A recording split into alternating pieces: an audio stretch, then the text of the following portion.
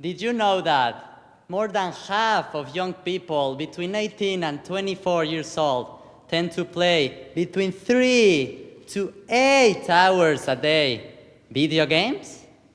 Which means spending less time doing exercise, learning, or sleeping. And guess what? I was part of that statistic. I was 13 years old and a little fatty boy, lost in a labyrinth of bad habits and a weak mentality.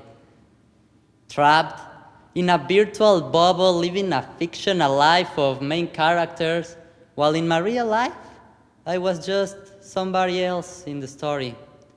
Sleeping less than I required, drinking a lot of soda, and being so lazy that even my fingers got more exercise than my legs. Have you ever seen that guy who is afraid of talking in front of the classroom? Well, that was also me. I was afraid of meeting new people, getting new friends, and even expressing my emotions. I was so insecure, and that's why people made fun of me. But one day, I accompanied my parents to an event called Reclaim Your Personal Power, where I met mentor Carlos Carrera.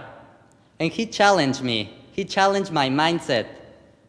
And guess what? I decided to accept that challenge, just to prove myself that I'm capable of breaking limits, fears, and getting out of my comfort zone.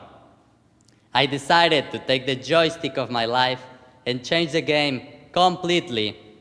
So I started to train with him and discovered self-improvement.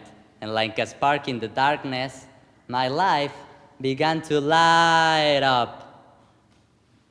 But this was not like Aladdin's lamp. My life was not going to change and my wishes were not going to come true by just thinking of them. I had to do something about it.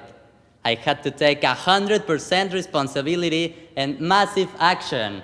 I had to be the genie of the lamp. This led me to start changing my mind. I decided it was the only limit, and whenever I did something good for me, I would go one step further. So I established my own values, which would become my Bible and included determination and discipline in it. But something's still missing. I discovered happiness was the key for a successful lifestyle. You know, my dad always drove me to school when I was a young child until last week. And when we arrived, he always told me a phrase. Remember, son, happiness is the key of success. Happiness is the key of success. Now I understand it. It was always me. I am the only one who decides being happy. Now that I've developed some skills and habits, I know how to lead a successful lifestyle, and I decided it makes me happy to do sports, to meet new friends, to meet new people, and to eat healthy and delicious food. While I decided also, it doesn't make me happy things such as watching the screen for so many hours, alcohol, drugs, eating junk food, or drinking sodas. I developed some kind of wisdom that had led me to resume in a phrase. I'll say, whatever doesn't improve me, I eliminate it. And remember, you may walk 2 steps forward and 1 step backwards.